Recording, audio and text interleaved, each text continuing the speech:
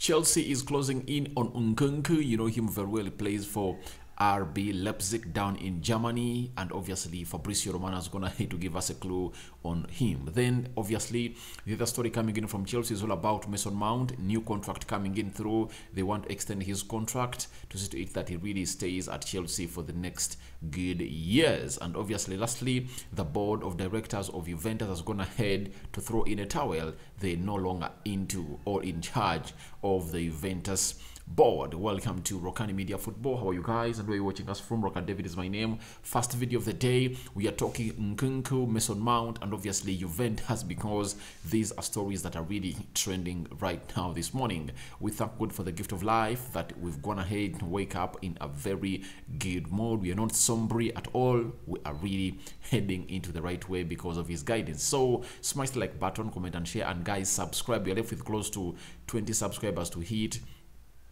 8,000 subscribers. So guys, please, if we hit 8,000, obviously November wouldn't have been a very bad month for us, and obviously after hitting 8,000 we'll mark onto the journey or the milestone of 9,000 very soon. Let's get into this story brought to you by Fabrizio Romano, confirming to us that Nkunku is really close to joining Chelsea. He's telling us that Chelsea are closing in on Christopher Nkunku deal. Medical already done as reported in September. Agreement in place with Leipzig for more than 60 million euro clause. Easier payment terms. Long-term deal agreed starting from June 2023. Time to sign contracts. Then here we go. Obviously, before I even go into this Nkunku story, I have to first credit the Chelsea board. The coming in of a new technical director, a sporting director, and obviously technical director under Todd Boehly, with Graham Potter on top of all this, trying to scout out players to get Chelsea into a playing system that will suit them for the next years. One will come out and say, why are you hailing Todd Boehly? Because Chelsea has been a team that has been buying mercenaries. That's it. Chelsea has been known for buying mercenaries. What else have you been known Chelsea for? They don't have a philosophy that is well known, that you can sit out there and explain. They are a team of mercenaries. Chelsea has always been going out to buy finished articles, bring them at the club, short-term win, and obviously get them out, and they spend a lot of money onto that. When you look at the amount of money you spend on getting in finished articles, it's really way much more than the one you use to get in players that are really going to be the next big thing. Nkunku, if at all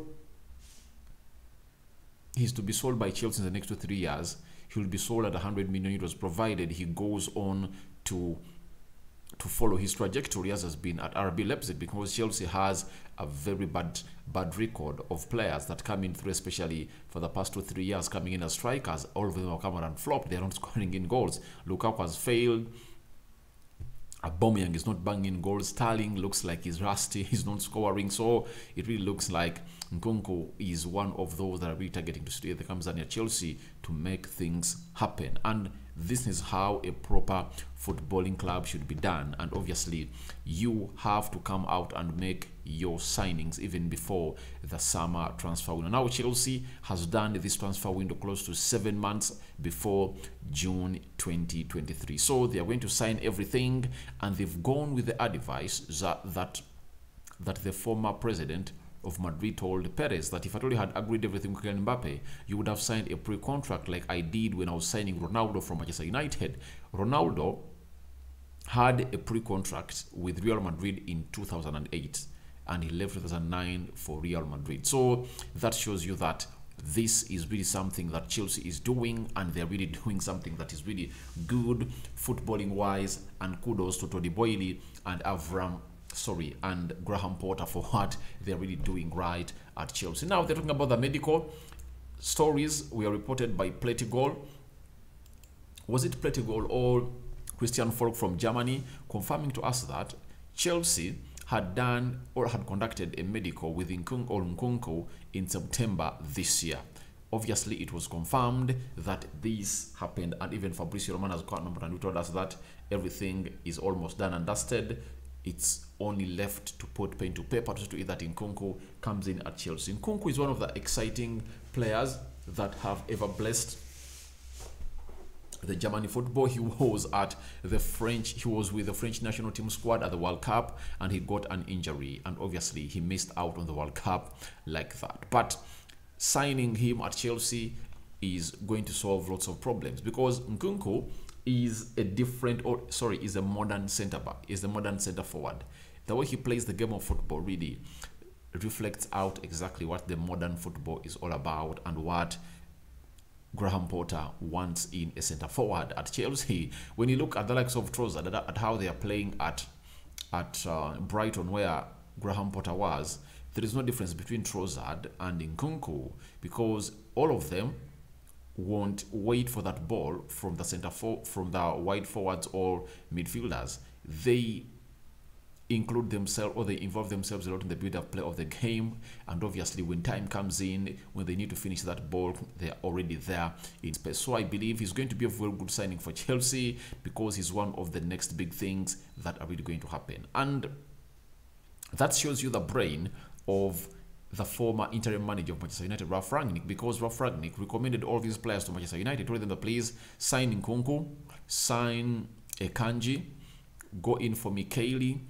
There is this other boy that plays for Australia in the midfield of RB Salzburg. I've forgotten his name, but he recommended close to 7 players. Even Julian Alves, that is now at Man City, he was recommended to Manchester United by a man who goes by the name of Ralf Rangnick, but United paid a deaf ear.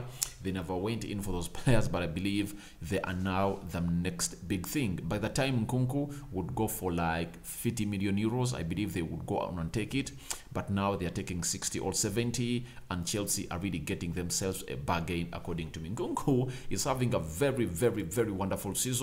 Obviously, most of you just remember what he did last season, because he scored very, very many goals last season. But even this season, Nkunku is firing in, and that's why Chelsea is going in for him. When you look at Nkunku this season, for a team which goes by the name of RB Leipzig, this year in the Bundesliga 2020-2023, he has played 15 games and scored 12 goals. What a way to start off a season. In the Champions League, 6 games, 3 goals. Those are 15 in 21. And obviously in the DF Cobal Cup, 1 match, 1 goal, meaning that he has played a total of 22 matches and he has close to 16 goals. What a return from a centre forward like Nkunku. And obviously this is what you would love to get from a centre forward like him, if at all you are into the boots of Chelsea. They've gotten themselves one of the next big thing strikers in the world, and that is Nkunku, who is really another top class player, proven from the Bundesliga, coming in from Chelsea. And is he going to go out and really break the spell of players coming from Germany that play for Chelsea, especially Kai Havertz? Because by the time Kai Havertz came in at Chelsea, he was really a better prospect than Nkunku, but he is really having a very hard time at Chelsea. And the only memorable thing he really went ahead to do was to score for them a goal that really won them the Champions League in 2021, and that is a player who goes by the names of Kai Havertz. So Nkunku is joining Chelsea next summer. So congratulations to all Chelsea fans all over the world. You've gotten yourself a very good and quality striker that goes by the names of Nkunku. Are you guys okay with that? So let's proceed with the team of Chelsea. And obviously we are talking Mason Mount. Mason Mount has his contract that he renewed, that he signed on 2019, and obviously he signed 5 years, and now his contract is running down in 2024. For a very elite club, what they do is to go on and tie this player on a longer contract again, because if at all he finishes this season 2020-2023, he'll be left with 1 year on his contract. If at all he doesn't really want to go on and stay at Chelsea, he can refuse to renew his contract or extend his contract. And Chelsea are now working hard not to see Mason Mount move out as a free agent. And we've seen very many players doing that, Paul Ebide Pogba and very many others. Now, we've been told by Court Offside, that's an exclusive coming in from Chelsea, that Chelsea's talks over a new contract for Mason Mount are ongoing. Sources close to the player and the club deny any issues. So let's wait and see how this is going to unfold, Mason Mount is one of the pivotal players that are really playing at Chelsea. Very many fans of Chelsea love him. Though to me, I really believe that he's not the right central attack midfielder supposed to be playing for Chelsea. Apart from him coming in and putting in goals, what else that Mason Mount has to add on his game? I see nothing, guys. I see nothing. I see nothing. I believe Chelsea should go on and really bring in another central attack midfielder who can come in and cause threat to Mason Mount. But because he's English, and you know how English clubs really want to be having English players that are really stars, I believe they see him as really one of those stars that they can't let go. But obviously, let's wait and see what this is going to be like. But there are no issues that are really hinging this deal to happen, especially extending the contract for more 4 years at Chelsea. And I believe Mason Mount, having coming through from the Chelsea academy, he would love to get his career done and completed at Chelsea. Maybe if at all he gets a suitor, that's when he will leave. But I think it's good for Chelsea to tie him on a contract if at all the manager really likes him, because I like it a lot when the manager comes out and really makes decisions on who is getting a new contract and who is not getting a new contract. And I believe Potter is using this World Cup break to go on and assess all the players of Chelsea, and he's talking to the board, telling them that please, or informing them how he wants his team to stand and which players he wants out of Chelsea. And maybe Mason Mount is one of those that he has picked interest in, and he wants his contract renewed quickly and easily at Chelsea. Obviously, you would expect that to happen because he's really one of those managers that really likes Mason Mount. Ever since he came in through, he has never benched him. He has always been fielding him in the field of play. But obviously, the guy is really trying to put in goals, but his creativity is lacking in the modern game. Even if you're having a central attack midfielder who scores in goals, but creativity is not part of his game, you are doomed to fail, according to me, because a central attack midfielder is obviously more important in the build-up of the game when he's good at creating. Scoring goals should be coming second. Look at players like Kevin De Bruyne. Creativity comes first, scoring comes second. Bruno Fernandes, the same thing. Look at Martin Odegaard, the same thing. I believe Chelsea need a player like Martin Odegaard, Kevin De Bruyne type, Bruno Fernandes in their central attack midfield area. If at all they keep Mason Mount, it's okay, but I think they need to get in another different kind of type of player who plays in that position. And I know Graham Potter is going to go out and really get in that player for Chelsea, because he knows how important that player is important for his team and a style of play that he really portrays a lot. Now, we've been told again by Jacobs Bain that the entire Juventus board has just resigned ahead of an extraordinary assembly. Andrea Angeli is no longer the club's president. CEO Maurizio Arrivabene will assume interim control until a new board is appointed. Obviously, they had to, with how Juventus is performing, they never proceeded to the round of 16 of the UEFA Champions League. They are now in the UEFA Europa League. They are doing bad into the league. That calls for the top bosses to be thrown out of the exit door. And heads have to roll every time things are not moving okay.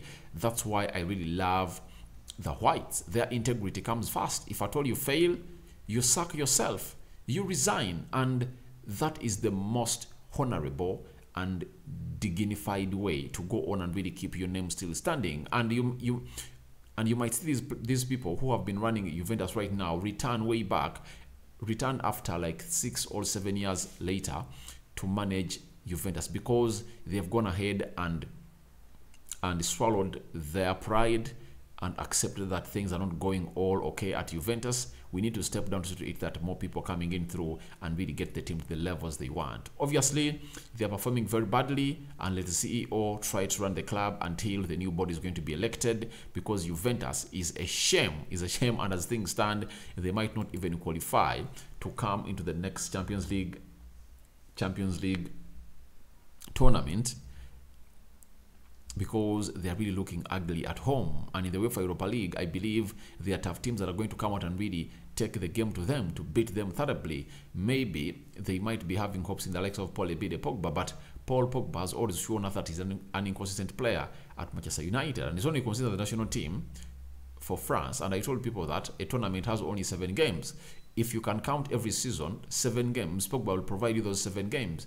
And obviously, he knows how to go on and really do that at the French national team, because he's covered a lot and he has a lot of freedom around him and no pressure. So thank you guys for watching in through. Tell me what you think about Chelsea closing in on Nkunku. Fabrizio Romano is confirming. Then Mason Mount, new contract. Discussions are ongoing. And what do you think about the entire board of Juventus throwing in the towel to leave the CEO running the club, and they're really waiting to see who is going to be the next manager, the next board members of a team which goes by the names of Juventus. I sign out for now. See you later. May the Almighty God see you through today and gain what you want. I'm out.